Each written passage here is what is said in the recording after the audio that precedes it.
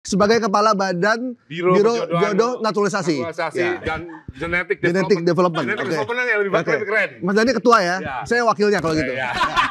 Saya juga akan persuasi ke Safia, anak saya sekarang masih 14 tahun misalnya. Kamu tungguin aja nanti, misalnya kamu udah matang, udah siap, boleh nih sama kakak nih, anaknya pasti jago main bola. Kamu tahu nggak, anak-anakmu tuh nakal di sekolah. Saya bilang kalau anak-anak saya nggak nakal, bukan anak saya. Pasti nakal, nggak mungkin nggak gitu. Yang dalam ada pikiran saya itu, ini adalah pemikiran. Pemikiran tuh nggak boleh diadili. Betul. Sejak kapan pemikiran boleh diadili? Boleh-boleh aja, mikir apa aja boleh gitu. Kenapa harus anti terhadap pemikiran gitu kan? Kita ngobrol-ngobrol di episode pertama bersama saya Anissa Dasuki, Pung Purwanto, Gaib Maruto, dan hari ini bersama Ahmad Dhani. Bahas apa Mas Pung? Bahas soal reproduksi. Naturalisasi. Naturalisasi apa reproduksi? Reproduksi. Saya pengen nanya ke Mas Dhani, sebenarnya apa sih Mas Dhani, kenapa bisa nyambungin antara naturalisasi dengan reproduksi? Sebenarnya itu ide saya, bukan ide saya ya, itu sudah terjadi. Idenya siapa? Itu udah terjadi di China waktu itu, entah 15 tahun yang lalu saya udah dengar itu gitu. Bahwa di China itu udah digalakkan hal-hal seperti itu yang namanya genetic development. Genetic development. Karena mau nggak mau salah satu dalam usahanya untuk memperbaiki. Kalau di China itu semua bidang olahraga. Kalau di China, semua bidang olahraga. Nah saya di sini spesifik di bidang sepak bola, ya tentunya menurut saya untuk memajukan persepak bolaan Indonesia, timnas dan lain-lain itu nggak bisa proyek 4 tahunan atau 8 tahunan, harus panjang gitu. Harus ada GBHN-nya, garis besar haluan olahraga. GBHO. Harus ada gitu. Jadi harus ada proyek jangka panjang. Makanya kemarin kalau bisa ada ketum PSSI yang bisa 10 tahun, per 20 tahun itu lebih baik. Karena kalau diganti setiap 4 tahun tuh jadinya nggak bisa pakai program yang mungkin GBHN-nya tuh agak nggak terkonsolidasi antara ketum yang lama, ketum yang baru, ntar ada lagi ganti lagi gitu.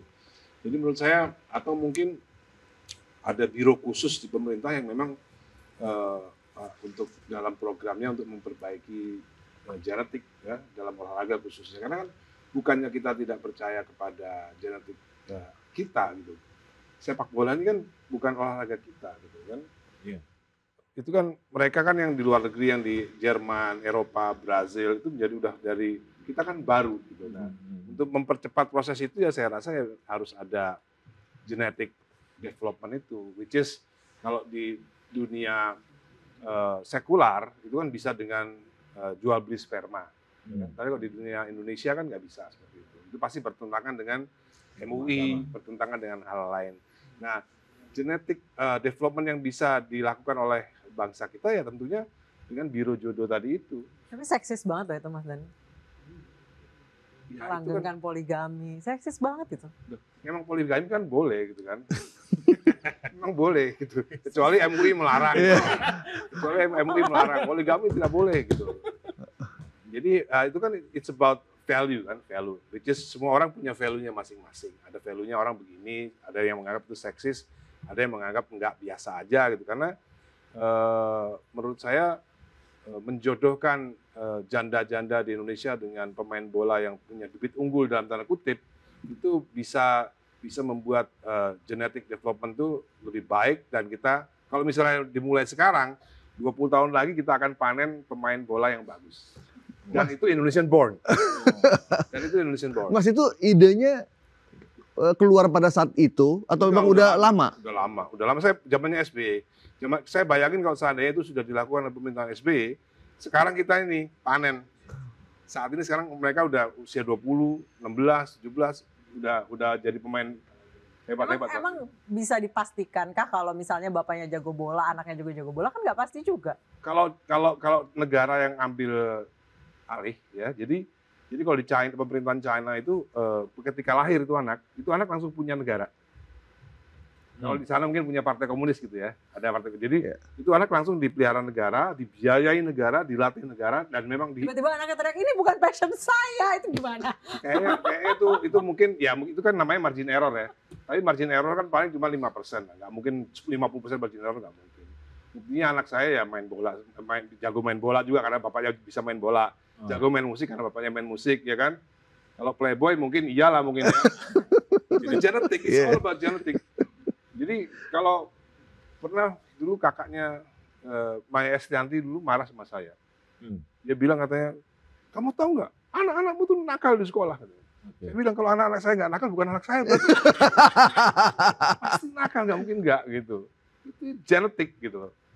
Tapi ide itu memungkinkan nggak di Indonesia? Kan yang bilang gini, Kalau ada dananya mungkin. andai pun Lionel Messi lahir di Indonesia, dia nggak akan jadi pemain bola. Bukan. Jadi kan ini kan nggak integrated. Kalau yang saya omongkan tadi kan integrated. Tidak hanya dijodohkan, tapi anaknya milik negara. Dilatih oleh negara. Tapi berarti jangan di idea of kawinnya dulu, nikahnya dulu, tapi sistemnya dulu dong dibangun, Mas Dhani. Pasti dong, yang saya omongkan kan integrated. Jadi tidak aja dinikahkan terus tinggal begitu saja. Udah ada kontraknya gitu loh, bahwa anak ini milik negara Tapi lahir. kawin kontrak nggak boleh di agama, yo. Yang bilang kawin kontrak siapa? Enggak, kalau misalnya tadi udah ada kontraknya, anak langsung milik Enggak, negara. kontrak dengan kedua orang tua dong. Ya. Dealing dengan kedua orang tua, bahwa ini adalah anak negara, karena dibiayai oleh negara. Gitu. Oh jadi masih panjang. Makanya begini, makanya waktu saya di DPR, saya bilang ini sesuatu yang revolusioner. Iya, Ya kan? Sesuatu yang revolusioner. Jadi sesuatu yang revolusioner ya pasti ya mind blowing dan lain-lain pasti udah. Tapi kan di luar negeri itu kan pembinaan olahraganya serius ya dari kecil. Yes. Artinya memang bukan hanya faktor genetik yang menentukan dia itu akan jadi atlet. Ya kalau di luar negeri kan, Apa enggak? kalau di luar negeri kan genetiknya udah pada baik semua genetiknya. Gitu. Iya dong. Kita harus akuin itu. Kita harus Berarti akuin itu. di sini harus dimulai dari genetik dulu. Iya dong. Kalau jangka panjang ya, Iya. kita kan bicara jangka panjang. Kalau jangka pendek kan tadi naturalisasi kan. Iya. Naturalisasi kan jangka pendek. Oke. Supaya masuk Piala Dunia sekarang ya itu naturalisasi. 70% Iya. naturalisasi, 30% orang lokal gitu kan. Itu kan jangka pendek. Nah, yang saya bicarakan kan jangka panjang. Kalau jangka pendek oke lah, jangka pendek kalau misalnya nanti dari posisi 70-30 itu bisa membuat Indonesia masuk Piala Dunia. Ya. Next-nya gimana? Oke, berarti Mas Dhani sudah menyerah dengan cita-cita memperbaiki tata kelola sepak bola. Justru saya malah memperbaiki tata kelola dong dengan punya ide, menyumbangkan sebuah ide yang namanya genetic development. Tata kelola ya tetap harus baik dong, tetap harus baik. Biro jodoh ini tanpa tata kelola yang baik juga amburadul juga gitu loh. Mas, memangnya kenapa dengan naturalisasi kita yang sekarang ini? Sampai ada ide-ide yang out of the box gitu. Makanya kalau naturalisasi yang sekarang ini kan program jangka pendek. Ya. Ya kan 4 tahun ke depan, 8 tahun ke depan. Yang saya bicarakan ini kalau misalnya udah ada biro jodoh ini, ada genetic development sehingga nanti ke depannya kan tidak perlu naturalisasi. Kan pertanyaannya kan sampai kapan naturalisasi ini akan Iya, betul. berlangsung? Oke, kalau Ya. pertanyaan saya kurang lebih sama Mas Gaib, tapi pertanyaannya ada apa dengan generasi Indonesia? Kenapa sampai harus impor Bapak gitu dari tempat lain. Emang kenapa masyarakat Indonesia blow on banget kah bolanya gitu? Bukan blow on, ya kan beda. Fisik gitu ya, fisik ya. Fisik kan memang kita harus akui Tapi anak sekarang tinggi-tinggi gede-gede loh, nggak kayak saya. itu kan tidak menjamin fisiknya kuat. Gede itu kan nggak menjamin fisiknya kuat gitu. Jadi kayak misalnya gini, ada orang kecil di Papua, tubuhnya kecil, tapi fisiknya lebih kuat daripada anak di Jawa yang 180 misalnya gitu loh. Itu yang perlu dipelajari kan gitu. Gede belum tentu kuat, belum tentu fisiknya kuat. Berarti ini akan ada kepala badan biro jodoh naturalisasi ya. Jadi kita harus siap nih ya. Ya. Atau Mas Dhani jadi kepala badan. Saya siap, saya benar. Tapi Mas itu kan usulannya kalau saya dengarkan videonya itu kan terakhir-terakhir tuh. Mau ditutup baru Mas Dhani nyelonong tuh di belakang. Itu jangan-jangan pendapat pribadi atau Gerindra ini? Pribadi. Oh, pribadi. Oh, berarti Gerindra aja kaget kok. Gerindra aja kaget. Oh, Gerindra kaget. Kaget Gerindra juga. Habis itu Ada yang nyolek-nyolek, Mas? Ada. Apa sih lo ngomong apa sih lo gitu ada? sudah dijelaskan belum sama para pimpinan di Gerindra? Gak ada yang keberatan tuh. Oh. Bahkan saya kemarin bertemu dengan Bapak Kapolri ya, jajarannya kan bintang 2, bintang 3 Iya. gitu ya. Yang mereka yang bintang 2, bintang 3 pasti bagus tuh usulannya Mas, gitu kan harus begitu. Tadi saya ditelepon sama salah satu Menpora, saya sebut aja lah Agdiasa Daud. Tadi telepon saya. Setuju. Mas itu bagus itu Mas, memang begitu harusnya. Bekas Menpora loh ya. Oke. Gitu. Jadi di antara kritikan dan hujatan ada yang dukung juga ternyata. Iya, ada yang dukung. Dan orang-orang penting loh ya. Orang penting juga ya. Berarti Komnas Perempuan nggak tepat dalam hal ini ya? Ya saya rasa Komnas Perempuan harus belajar lagi soal apa itu. Tapi pernyataannya itu loh Mas, yang seksis banget itu loh Mas, yang kemudian Enggak, memunculkan apa salahnya dengan seksis? si melanggengkan poligami itu Mas. Kalau misalnya Islam 3, 4, Itu kan emang boleh. 2025 Mas Dani. Tapi kan emang boleh. Itu memang boleh. Seandainya Garuk nih. sekarang begini ya. Misalnya Zidane tiba-tiba jadi duda misalnya. Misalnya nih. Dan dia berkenan untuk mencari istri di Indonesia. Yang udah duda kakak. Kakak ya. Ricardo kakak udah duda. Iya, gara-gara istrinya cari Iya istri, itu kan. iya. Nah, Kakak ini kakak aja. Kakak udah duda kakak nih. misalnya duda. Saya pasang nih, Project pertama misalnya dari pertemuan saya dengan kakak misalnya. Ya. Sebagai kepala badan Biro Jodoh Naturalisasi. Ya. Dan Genetic Genetic Development. Genetic Oke. Development yang lebih Oke. keren. Mas Dani ketua ya. Ya. Saya wakilnya kalau gitu. Ya. Genetik Badan Nasional Genetic Development. Keren banget. Ya kan? Nah, di situ misalnya saya terjadi deal dengan kakak. Kakak mau, ya kakak mau misalnya. Misalnya sampai dia mau masuk Islam, misalnya Oke. misalnya ya. Oke. Terus nanti milih gitu. Saya pasang Di kaca. saya pasang misalnya di Instagram saya. Heeh. Kakak mencari istri orang Orang Indonesia. Indonesia asli. Asli. Ya. Janda atau gadis gitu kan. Ya. Yang daftar pasti banyak. Nanti kakaknya milih gitu. Iya. Tapi emang Biro Jodoh, Jangan-jangan dia juga mau. Iya, mau. tapi kan Biro Jodoh memang ada. Faktanya emang ada. Semisal kakak nih ya, Ya. mau. Terus anak saya Safia mau, saya jodohin. Kenapa enggak? Saya juga kepingin punya cucu jago main bola. Kenapa enggak? Why not? Ya kan? Tapi dipilih. Tapi emang faktanya Biro Jodoh memang ada. Iya, Ada memang. Biro Jodoh Memang, ada. memang. Maksud saya juga akan persuasi ke Safia, anak saya sekarang masih 14 tahun misalnya. Kamu tungguin aja nanti, misalnya kamu udah matang, udah siap. Boleh nih sama kakak nih, anaknya pasti jago main bola. Tiba-tiba anaknya, bukan passion saya. Nggak mungkin itu, nggak mungkin. Tapi harus diatur ya. Nggak cuma. Kamu mesti belajar genetik lebih banyak. Ilmu soal genetik. Tapi mesti diatur ya sama negara ya. Nggak bisa dilepas gitu aja kan. Harus persetujuan presiden. Nggak bisa kalau nggak persetujuan presiden. Tadi Mas, Presiden harus oke. jadi namanya tadi apa? Kepala Badan. Kepala Badan Genetic Development. Oke. Berarti nggak boleh diler gitu ya. Begitu Nggak lahir, boleh. harus Nggak langsung boleh. dikontrak oleh Iya, negara. harus kontrak negara. Dan itu harus menjadi agreement bersama. Jadi next Kalau presiden, terjadi error, Mas. kayaknya nggak mungkin deh. Kayaknya ini kayak gini ya. Hal-hal ini tuh Kalau sudah, terjadi anomali. hal Ini kayak kan gini nih. Kalau nih. Ya itu namanya margin error kan. Margin Iya, error tuh nggak gimana? mungkin lebih dari 20%, paling besar 10%, rata-rata 5% yang namanya margin error itu. Gitu. Jadi ya wajar kalau ada margin error wajar. Tapi kan kita nggak bisa lihat 5%-nya, harus lihat yang 95% kesuksesannya dong, ya kan? Kalau ikut ibunya semua gitu. Ya itu margin error lah, margin error. Mungkin karena yang bicaranya Ahmad Dhani. Mungkin kalau bicara yang lain mungkin Enggak, sebenarnya ini kan cuma sebuah pemikiran ya. Saya juga ini kan pemikiran. Pemikiran tuh boleh dibantah ya. ya. Boleh dikasih argumentasi gitu. Tapi kan nggak bisa dibilang hanya kayak dia. Itu kan seksis Mas, nggak bisa seperti itu. Harus boleh tadi kayak ngomong kau nggak jadi Mas gimana kan nanti ada bantahan-bantahan. Ya mudah-mudahan nanti ada beberapa profesor yang mungkin ahli genetika yang mungkin sependapat atau yang tidak sependapat kan bisa dibahas lagi. Tapi sekali lagi memang ini proyek strategis nasional. Nggak bisa sembarangan ini. Kayak Badan Gizi Nasional. Iya. Levelnya sama ini kayaknya. Iya, nggak bisa sembarangan. Ini presiden harus approve. Kalau presiden nggak approve nggak bisa. Kapan menyampaikan ke presiden? Ya belum tahu. Nanti kan kalau misalnya suatu saat ini kan Udah dapat bocoran belum tanggapan presiden apa? belum tahu. Nanti kalau ketemu ya mungkin saya akan bicara. Tapi saya yakin pasti setuju. Saya yakin pasti setuju. Karena ini udah menyangkut itu tadi.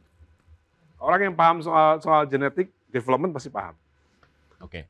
kita kan nih ada jumlah penduduk kan banyak Mas. Yes. 250 juta. 70. 270 ya? 70 70 juta. juta. Masa nggak ada satupun bibit yang bisa kita. Ya itu kan program yang Apakah lain. sudah menyerah Itu kan program yang lain. Program bibit unggul nasional misalnya. Ya nanti ada orang lagi yang ngurus itu. Hmm. Bagaimana nanti diantara anak-anak dari pemain bola kita juga nanti gimana caranya? Ya. Kan pasti kan jago juga pasti kan. Nah, gimana itu direkrut nanti sama negara untuk dilatih lagi. Nah, yang program genetic development yang lain lagi kita kan nggak lihat, bisa lihat nanti mana yang lebih sukses kan kita tinggal.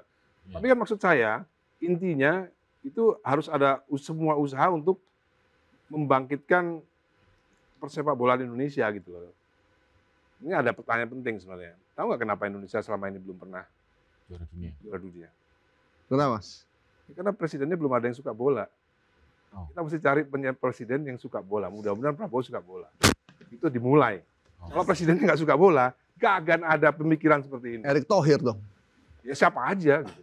Atau mungkin bolanya berhenti dipolitisasi, boleh deh Mas. Enggak, kita kan bisa cek. Orang kan punya rekam jejak gitu. Ya kan, bisa sebut saya presidennya sebelumnya siapa. Kan dicek aja dia suka bola nggak.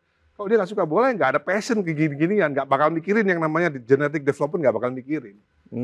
Tapi ini ide menarik. Artinya kan siap untuk diuji nih. Iya dong. Siap berarti termasuk bagaimana dialog dengan Komnas Perempuan. Iya. Atau tidak perlu dialog, ya kan? Oh, nggak perlu ya? Nggak perlu lah orang. Perlu dong Mas. Enggak. Perlu di mana? Orang menikah itu halal, ya kan? Iya. Poligami juga tidak dilarang oleh MUI, ya kan? Oke. Mas, ketika bicara soal ini, Mas Dhani akan berpikir bahwa ini akan jadi kontroversi. Enggak, saya pikir semua orang sudah paham. Saya pikir semua orang sudah paham, ternyata banyak yang belum paham. Jadi Komnas Perempuan menyatakan protes. Bahkan protesnya di mana? ada pakar filsafat juga dari UGM juga. Protesnya di mana? Kan mereka protes kan nggak jelas. Protesnya pakar filsafat misalnya protesnya. Ini Ahmad Dhani ini siapa sih yang milih gitu kan? Kan nggak jelas gitu protesnya. Apa yang diprotes itu apa gitu. Tapi kalau ada orang diskusi oke aja ya. Oke aja. Tapi basisnya mesti ilmiah. Iya harus nggak boleh yang lain-lain dong. Ternyata Ahmad Dhani nggak sekeras itu juga. Kok ini bisa diajak ngobrol juga. Apa sudah mulai melembut Mas? Enggak.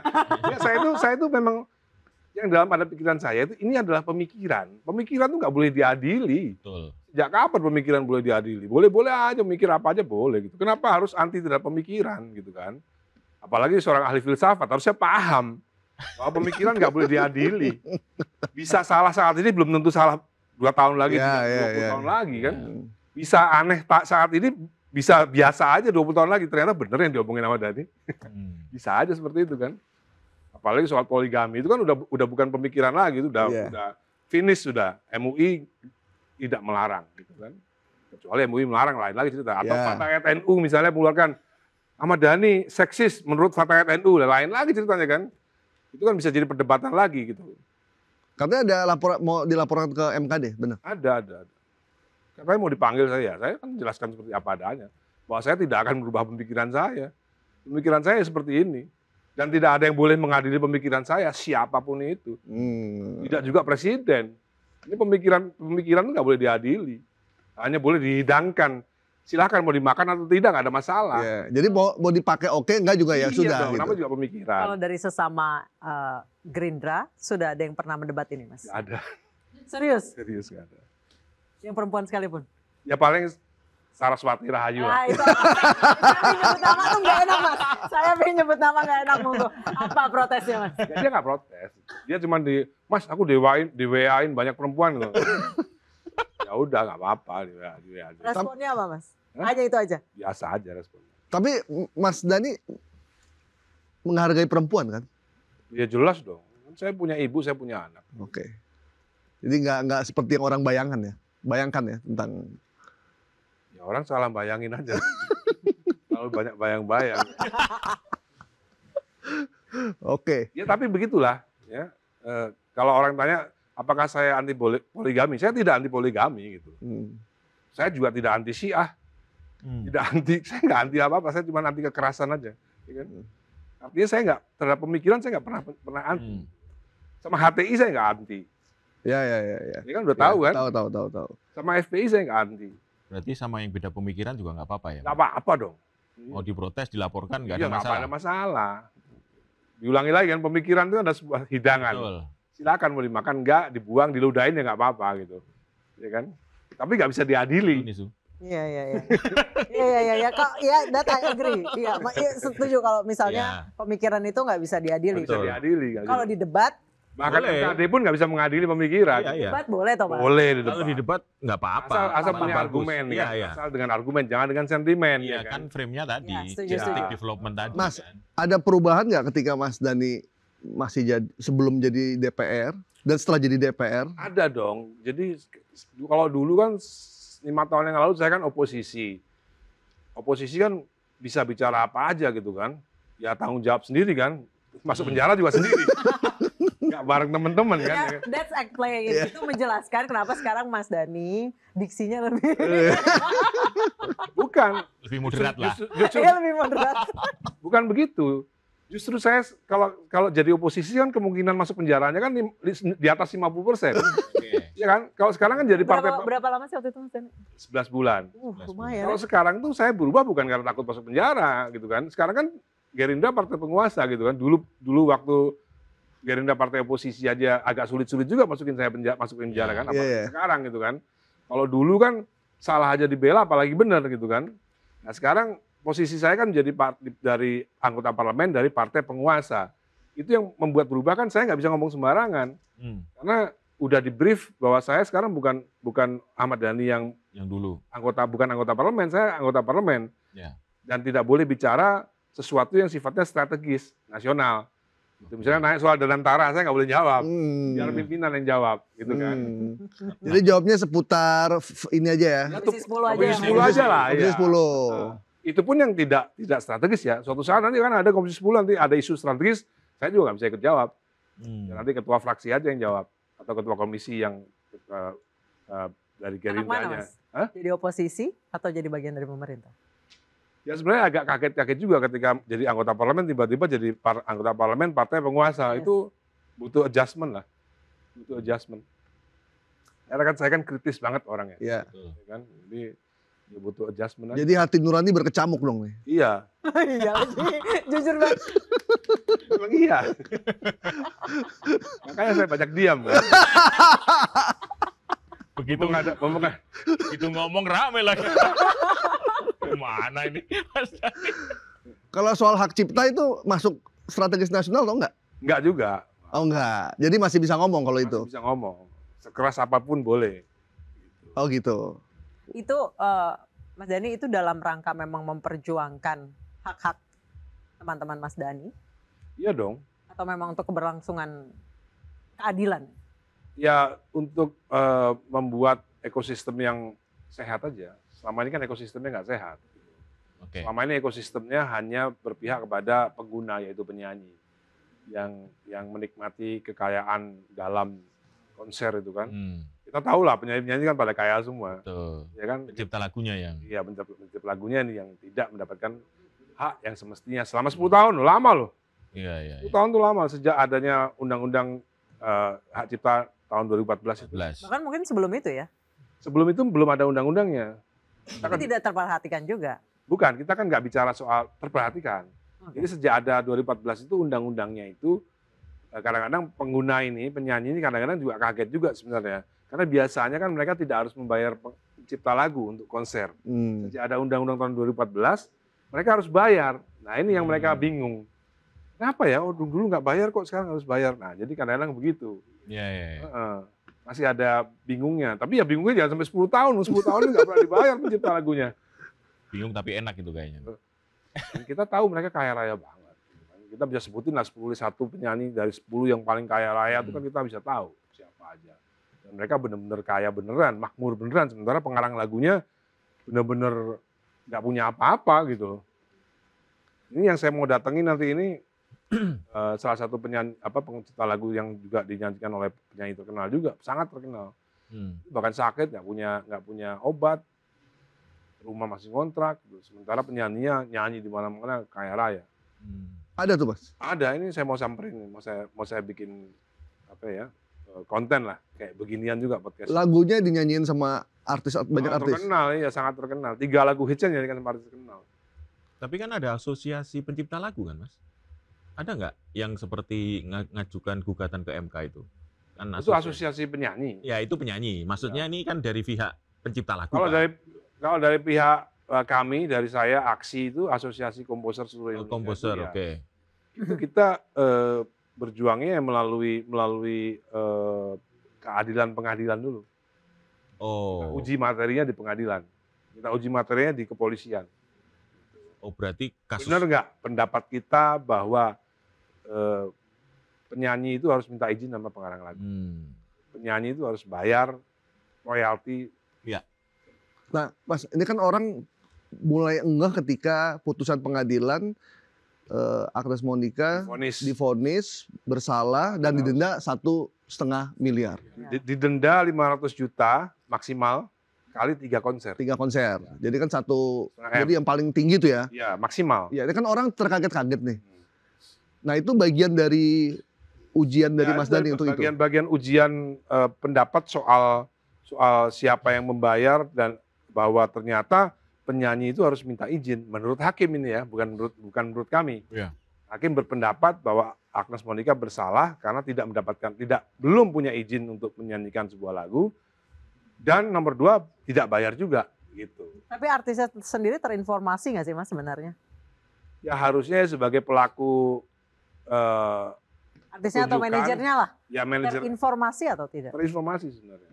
Terinformasi. Karena kan sebelum Agnes kan saya dulu yang ribut sama Once. Oh iya. Ya kan? Harusnya dari situ kan ada awareness harusnya. Ya. Yang mana nih yang benar? Once apa Ahmad Dhani yang benar seharusnya kan begitu kan?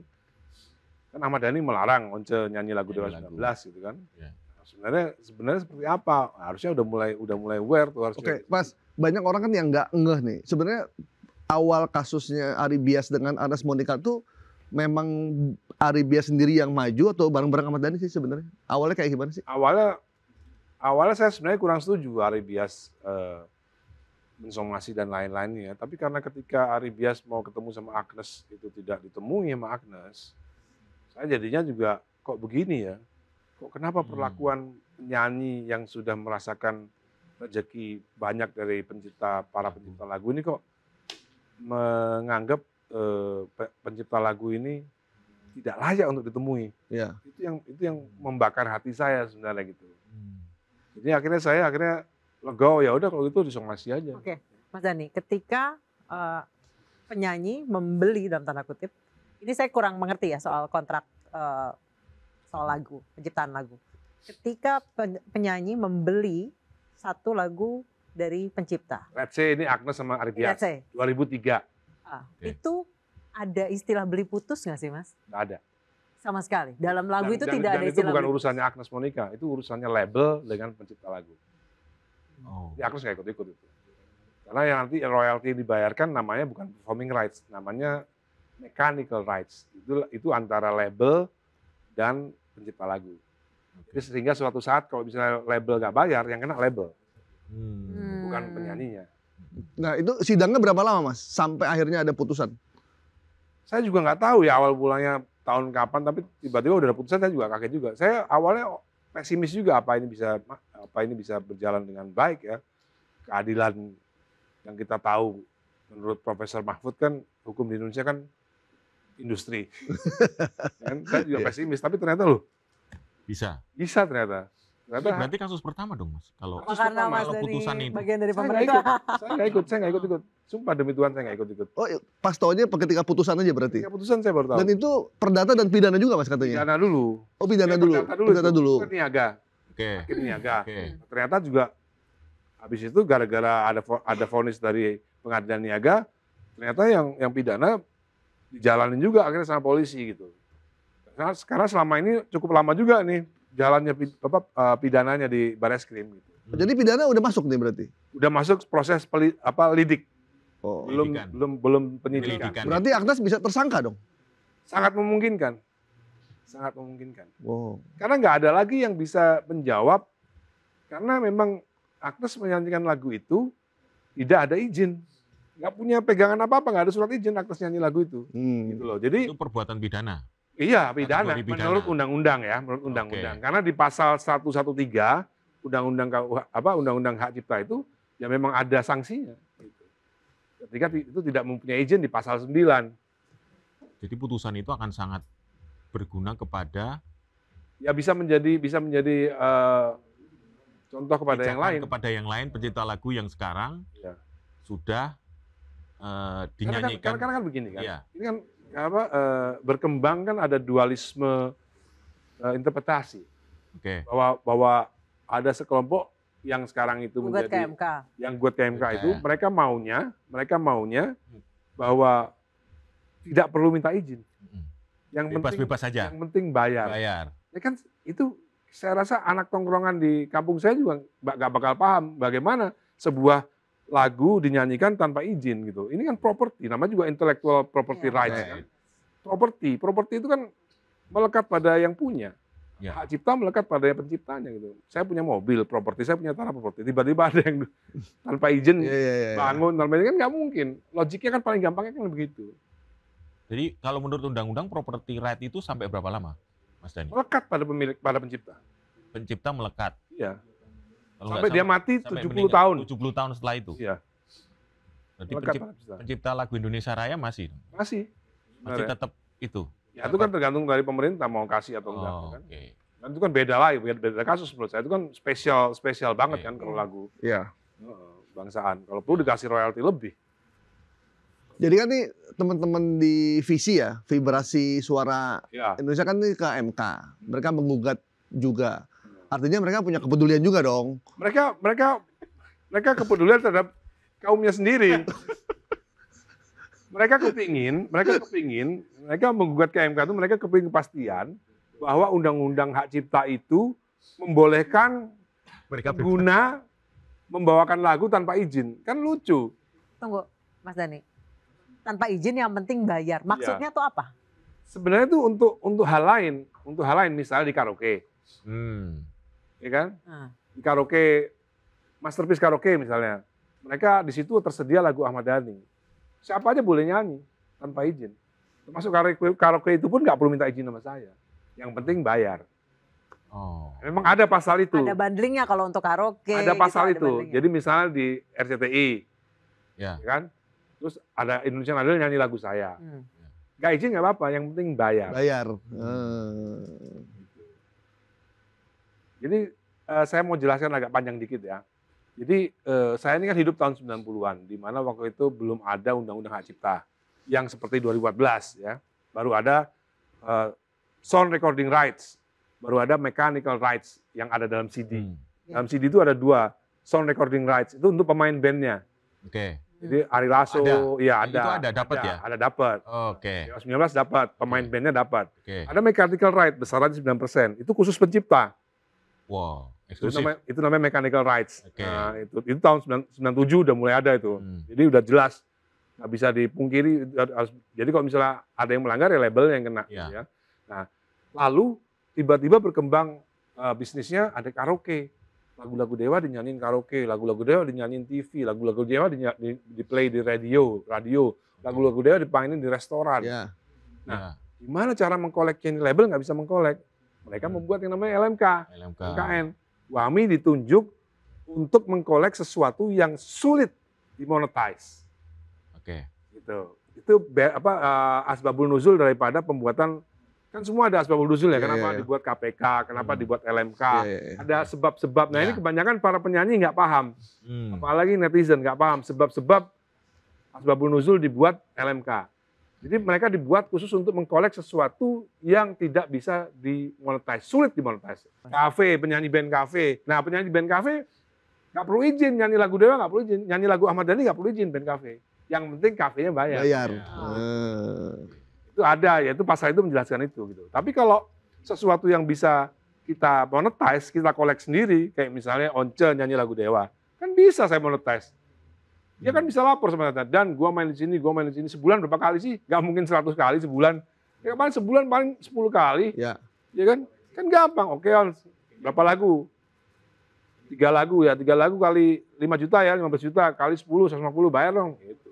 Sebenarnya misalnya Mas Dhani dikontrak sama IOA gitu. Sesimpel ya udah ini harganya sudah include pajak ya. Berarti itu harganya sudah include izin untuk pencipta. Kalau disebut ya. Kalau disebut ya. Disebut dalam klausul itu. Kalau disebut. Berarti sesimpel itu sebenarnya. Simpel itu sebenarnya. Berarti persoalan pelit atau enggak aja. Bukan. Tapi banyak artis yang nggak tahu ya. Nggak peduli. Nggak peduli. Kita nggak bisa penyanyi-penyanyi ini nggak bisa bersembunyi dalam kalimat-kalimat tidak tahu, Oh iya. tidak sosialisasi. Kamu peduli atau enggak? Karena begitu diundangkan dianggap semua orang Indonesia harus tahu. Bukan masalah itu kan masalah kita kembali lagi ke basic daripada yang namanya etik, ya kan? Merasa nggak sih kalau kamu nyanyi lagu ini, kamu kaya raya dari lagu ini, merasa nggak? Nah, itu. Kalau nggak merasa ya jadinya kayak sekarang ini. Nih, kasus Kinan Nasution sama Vidi Aldiano. Nah, kalau Kinan Nasution itu lebih parah daripada Agus Monica, yang saya dengar ya. Karena dia tidak hanya menyangkut masalah properti tidak hanya menyangkut performing rights di konser, tapi juga ada problem di sound recording rights sama mechanical rights gitu. Oh, lengkap ya berarti. Komplit dong. Komplit itu. Problemnya yang saya dengar dari Kinan ya. Kan sempat dibayar 50 juta. Mau dibayar 50 juta Ya. kan, tapi Kinannya menolak. Nggak mungkin segitu. Iya. Dengan penghasilan yang didapat dari lagu dia. Yang lebih parahnya nyuruh orang lagi, nyuruh manajernya. Ini kan penyanyi ini kan harusnya punya dialektika dengan pengarang lagu ini gitu loh. Kalau menganggap pengarang lagu itu partner, ya kan, gitu loh. Jadi karena merasa itu sifatnya sangat tidak terukur, ini harus ada aspek hukumnya untuk memaksa agar perasaan itu jadi kewajiban gitu. Berarti nanti akan ada pencipta lagu yang menggugat ini. Kira-kira gimana? Saya rasa habis Lebaran ini banyak. Wah. Udah di kolek Mas. Saya rasa habis Lebaran ini banyak. Ternyata pencipta hitsnya nggak kelihatan sama sekali dan nasibnya jadi memprihatinkan gitu ya. Mas, kalau di luar negeri gimana sih? Di luar negeri udah beres semua lah. Udah beres semua di luar negeri. Kalau di luar negeri udah mulai dari tahun berapa sih Mas kayak gini? Indonesia kan baru 2014 nih. Sebenarnya udah lama ya, banyak contoh ya. Misalnya penyanyi terkenal Steve Perry punya band namanya Journey. Dia keluar dari Journey. Oke. Karena nggak kuat konsernya yang setiap hari. Ya. I quit. Saya ini kalau ikut Journey terus gila ini manggung terus saya nggak mau. Saya harus punya kehidupan sendiri. Oke. Ketika dia keluar, dia nggak nyanyi lagu Journey. Karena udah paham bener. Ya salah satu contohnya waktu kemarin waktu Rhoma Irama main lagunya di Purple, langsung diberhentiin sama manajernya. Ada di Purple juga di sana. Iya. Ya kan? Nanti tanggung jawab dia tuh manajernya. Mereka udah seketat itu. Nggak usah jauh-jauh deh di Singapura. Misalnya mbaknya mau bikin acara di Singapura gitu ya, pakai lagu saya. Penyanyinya siapa gitu. Misal let's say siapa gitu, penyanyi idol siapa di Singapura. Yang punya venue, dia minta legalitas, udah izin belum ke pengarang lagu. Gitu. Udah sampai segitu dah. Kalau di kita kayak belum tuh. Belum ada. Nggak gampang bikin konser di Singapura atau Malaysia. Iya. Itu tanggung jawab EO atau lebih kesadaran manajernya sih Mas? Dua-duanya semua lah. Harus berkesinambungan. Karena kan gini, misalnya let's say saya bilang yang bertanggung jawab itu adalah di dalam undang-undang itu pelaku pertunjukan adalah penyanyi. Jadi yang bertanggung jawab penyanyi. Penyanyi kan cuma tanggung jawab, yang bayar kan tetap IO. Iya. Iya dong. Misalnya ada fee royalty pengarang lagu misalnya. Kayak Ari Lasso sama saya sekarang. Ari Lasso bertanggung jawab sama saya. Dia yang minta duit ke IO. Ini saya harus bayar royalti Ahmad Dhani sekian. Karena menyanyikan lagu Dewa. Sekian. IO yang bayar. Iya sih simpel masukin klausul pajak itu ya kan? Iya. Jadi kalau ada artis ditanggap gitu, ditanggap gitu ya, ditanggap untuk nyanyi sama IO. Kan artis bisa bilang, nyanyiin lagu ini ya, lagu Ahmad Dhani ya 3. Lu izin dulu deh sama Ahmad Dhani. Atau bayar atau gimana gitu, bisa harusnya? Bisa. Selama ini Mas Once nyanyi lagu Dewa, bayar nggak? 10 tahun alhamdulillah enggak. 10 tahun alhamdulillah enggak. Izin? Enggak juga. Minta maaf juga enggak. Jadi ini problem pada etik gitu loh. Paling dasar itu kan etik gitu. Kalau etiknya udah bagus, ya yang lain-lainnya pasti bakal dia punya perasaan bahwa dia. Argumennya apa Mas? Ketika ditanya soal itu. Ya males aja mungkin. Kan ada argumen yang menarik sebenarnya yang saya dengar gitu ya. Jadi Once ini merasa sebagai penyanyi orisinal, dia juga boleh berhak menyanyikan lagunya. Itu. Oh gitu. Aneh ya? Penyanyi pertama ya? Iya, orisinal. Itu pakai tafsirnya siapa? Nah, makanya itu. Maksudnya. Tapi gini Mas Dhani. Tapi faktanya ada. Itu mau diusulkan nanti di revisi undang-undang. Oh, yang ini. Iya, yang mau masuk ini. Mau diusulkan. Karena berarti bakal kenceng ya di Komisi 10 ya? Wah, ini Saya diem aja. Kan ada Kalau dia ngusulan itu orang lain bakal ketawa. kan ada berarti ada Kita dua biarin dia sisi. usul itu, biar jadi bahan tertawaan. Orang ini undang-undang hak cipta kok. Berarti Melindungi ada pencipta. berapa pencipta lagu di Komisi 10? Ya Once kan bukan pencipta. Iya, ada berapa? Meli. Ada Meli sama saya. Meli Guslo kan. Itu sama saya. Berarti nanti akan ada perdebatan dong ya kalau misalnya itu Antara sampai penyanyi di dan sana. pencipta. Harus ada argumen dong. Harus ada argumen. Iya, betul, itu Pasti, bagus. nggak apa-apa. Kenapa nggak semua pencipta lagu sepemikiran dengan Mas Dhani? Nah, Kan ada Mbak Meli, Ariel, Arman Maulana kan ada di visi tuh. Ya kan, kenapa semua mereka harus sama saya kan? Untuk menjadi saya kan nggak mudah juga.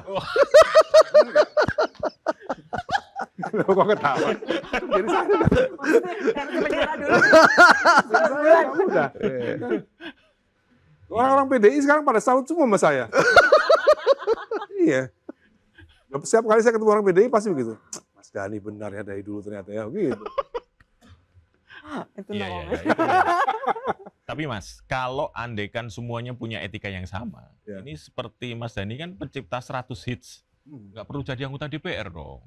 Ya kan jadi anggota DPR kan itu kan ada. Nggak, maksudnya dari penghasilan yang didapat kalau itu normal ya. Ya jadi anggota DPR kalau buat sebagai Ahmad Dhani di Dewa, ya nggak ada apa-apanya anggota DPR. Nah, oke. Ahmad Dhani di Dewa ya. Iya. Saya kan masalah begini, orang ngelihat Ariel, Mm-mm. kan, Mm-mm. Arman Maulana, let's say kita sebutin ini satu-satu, Ariel, Arman Maulana, Iya. Ahmad Dhani, Oke. Iyu, itu kan komposer yang sekaligus performer. Ya. Ya. Nah, kadang-kadang yang komposer sekaligus performer seperti Arman Maulana, Ariel, mereka nggak mikirin yang cuman bisanya ngarang lagu doang, yang Oh. menggantungkan hidup pada karangan lagu doang, mereka Oke. nggak bisa perform, Oke. gitu loh. Berarti yang mikirin hanya Ahmad Dhani nih. Ya Ahmad Dhani, Piyu kan bareng sama saya, Oke. yang di aksi lah. Yang memikirkan pencipta yang tidak performer. Iya, kita Oke. ini di belakang saya ini, Oke, poinnya iya di belakang saya ini Iya. pencipta lagu yang bukan bukan performer. performer. Mereka hanya mengandalkan hidup dari lagu karangannya saja. Berarti ada egois di sana ya, yang kelompok hanya memikirkan sendiri itu. Maksudnya dia juga kebetulan perform juga gitu. Iya. Mas mungkin ini kan jadi perpecahan musisi ya. Nggak apa-apa pecah, kan kita harus pecah untuk mendapatkan sesuatu keadilan kan bisa pecah juga, nggak apa-apa. Kan bisa digabungin. Ya kalau mereka nggak mau gabung gimana caranya? Udah Visi pernah coba digabungin belum, Mas? Udah. Tetap Ribet. Mereka nggak mau. berarti memilih jalur hukum. Iya. padahal Keduanya. Iya, padahal sekarang kan begini, seandainya Agnes mau Ah. seperti yang dibilang tadi, Oke. jangan ada perpecahan, Iya. Etik. ya ketemuin dong Ari Bias. Ya. Kan? Daripada pecah ntar aku temuin deh Ari Bias. Nah sekarang yang bikin perpecahan siapa? Iya, iya. padahal Mas visinya tanpa aksi itu omong-omong Mas. Visi tanpa aksi. Iya dong. Iya, harus menjadi satu dong harusnya. Iya. Omong-omong. Kalau visinya ada, aksinya nggak ada, omong-omong. Iya benar, itu benar juga. Jadi mesti digabungin. Sebagai musisi senior harusnya ikut bertanggung jawab lah. Ya saya sebagai regulator. Regulator. Iya, regulator. Komisi Oh iya, 10. regulator. Udah jadi regulator, beda. Beda. Regulator. Ya. Berarti nanti Iya. siap dong di perdebatan sengit di Komisi 10 ini akan. Udah gemes pengen cepet-cepet berdebat. Wow. Kalau ketemu Once di Komisi 10 gimana Mas? Ya Si biasa Bang aja, gitu. biasa aja ngobrol biasa aja. Ya ngobrolin kadang-kadang ngobrolin ini juga gitu kadang-kadang. Kalau ngobrol kan nggak ada hak cipta, Pak. Nyanyi ya nggak apa. Iya. Gak ada masalah lah, kan seperti kita tahu semua dulu bapak-bapak founding father kan juga banyak berdebat juga kan. Iya. Oh iya betul. Gak ada masalah. Jadi berdebat tuh bukan tabu lah ya. Beda Iya, pendapat berdebat tuh nggak nggak ada apa-apa. Yang masalah. penting ketika nanti akhirnya muncul revisi undang-undang yang baru ya harus diterima semua. Semua betul. Nah ini Yang pasti yang visi suka lupa itu adalah undang-undang hak cipta itu dibuat untuk melindungi hak para pencipta. Jangan berpikir untuk melindungi hak penyanyi, nggak ada. Nah, Mereka harus bikin undang-undang sendiri hak para penyanyi. kayaknya nanti mau diusulkan juga tuh Bisa di juga, nggak Komisi apa-apa. 10. Bisa juga. Silakan ya untuk misalnya Once tadi, Nah. idenya Once tadi kan. kayaknya lagi nyusun kekuatan Ah, ya, untuk hak para jadi penyanyi penyanyi original akan menuntut hak. tidak perlu izin. Ya kan Nah. boleh juga kalau disetujui kan. Kalau Kalau musisinya itu dianggap make sense, kalau itu dianggap common Iya. sense semua kan, ya kan? Mas kan LMK pernah bilang deal antara penyanyi dan pencipta direct apa namanya itu? Direct license, itu tidak dibenarkan dalam undang-undang. Enggak, boleh. Boleh. Tapi harus ada hitam di atas putih ya, Mas? Boleh. Kalau lisan doang nggak bisa? Boleh. Ya, harus hitam putih semua dong. Harus hitam putih semua. Sama materai dan sebagainya. Ya. Jadi kita ini sedang menyusun kerjasama dengan WAMI juga sekarang ini kita. Dengan direct license itu. Ada option out. Boleh. Undang-undang tidak ada yang melarang itu. Kalau baca undang-undang ya, nggak ada yang melarang. Direct license. Jadi malah di pasal 81 itu malah dijelaskan kecuali ada transaksi lain itu diperbolehkan. Seperti saya Ari Lasso, boleh. Siapa yang mau ngelarang? Emang saya melanggar pasal mana? Kalau misalnya saya sama Ari Lasso deal sendiri. Ya kan? Kan sampai saat ini nggak ada yang bisa membuktikan siapa yang mau nuntut saya. Kayak dengan Reza Artamevia juga begitu sama. Beberapa juga mungkin juga sama. Rosa dengan Yofi, Afgan dengan siapa, udah ada. Udah ada sendiri. Udah ada, cuman diem aja. Banyak penyanyi-penyanyi yang nggak bakhil ini diem. Maksudnya bakhil tuh yang kayak siapa, Mas? Jadi yang nggak bakhil diem, yang bakhil ngomong gitu loh. Yang bakhil tuh siapa, Mas Dani? Pokoknya yang bakhil diem aja. Yang nggak bakhil diem. Penyanyi yang nggak bakhil diem. Yang bakhil siapa? Penyanyi yang diem berarti dia udah melakukan yang namanya direct license. Kewajibannya udah dipenuhi. Ya, jadi santai aja. Santai. Nah kita nih masih menarik, nanti habis lebaran, para pencipta tuh siapa aja yang nanti akan banyak menggugat? Banyak nanti, tunggu nanti lah. Boleh di-spill dikit? Jangan. Itu tadi pencipta yang hidupnya prihatin? Satunya pencipta yang hidupnya prihatin lah. Ada berapa? Artisnya padahal gila. Lagunya apa lagunya? Nasional. Ya, kalau Kinan Nasution pasti itu. Oke. Kinan Nasution udah pasti dia melakukan legal action udah pasti. Oke. Wah, berarti mesti siap-siap nih penyanyinya nih. Iya. Terus yang Jadi Mas Dani sekarang mengumpulkan keberanian-keberanian mereka yang selama ini ya. Mereka tuh berani setelah saya melarang Once nyanyi lagu Dewa. Langsung ke rumah saya semua mereka tuh. Waduh. oh ternyata bisa gitu ya? Ternyata bisa saya melarang Once untuk nyanyi lagu, tidak boleh nyanyi lagu Dewa. Oke. Ini lagunya apa Mas yang tadi pencipta yang prihatin itu? Ada. Artisnya nasional internasional Mas? Ini berarti lagi deg-degan dong nih. Iya. Nah, ini ujung dari ribuhan ini kayak gimana nanti Mas? Kan ada yang ke MK. Ya, ujungnya kan pasti ada kasasi. Ini sekarang udah kasasi ya kan. Ujungnya nanti ada PK. Ujungnya pasti ada yang bersalah. Iya. Kan itu mungkin. Untuk kasus Agnes. Kan nggak mungkin. Ini Ari Bias lagunya dieksploitasi, digunakan di pertunjukan, nggak ada izin, nggak ada pembayaran. Kan nggak mungkin nggak ada yang salah. Ya. Pasti ada yang salah. Gitu. Oke. Nggak mungkin nggak ada yang salah ini. Udah ada pelanggaran hak cipta jelas-jelas. Dan selama sidang itu Agnes tidak pernah hadir sama sekali. Ya dia bisa hadir gitu. Dia juga tidak bisa nggak hadir juga bisa. Ya. Cuman kalau lihat gelagat. Kan di luar negeri Mas? Hah? Di luar negeri. Tur 100 kota ya. Tur 100 kota dunia. Kalau Mas Dandi sendiri ngelihat yang judicial review itu gimana? Akhirnya nanti gimana tuh? Saya rasa ya. Kan MK kan nggak bisa begitu kan. Undang-undang kan yang begini ya tetap DPR ya kan. Okay. MK kan punya juklak-juklisnya sendiri ya kan. MK kan cuma menilai ini masuk sesuai apa enggak kan gitu kan. Okay. Kan yang bikin undang-undang kan tetap DPR. Nanti kalau misalnya dipatah sama MK, ya tinggal dibuat lagi undang-undang baru. Iya dong. MK kan menguji undang-undang, melanggar undang-undang dasar atau tidak. Ya, itu. Tidak membuat norma baru. Norma baru itu di DPR Komisi 10. Gitu. Maksudnya begitu maksudnya. Iya. Itu tadi. Nah, sinyal dari pemerintah dalam hal ini Menteri Hukum untuk merevisi undang-undang ini udah.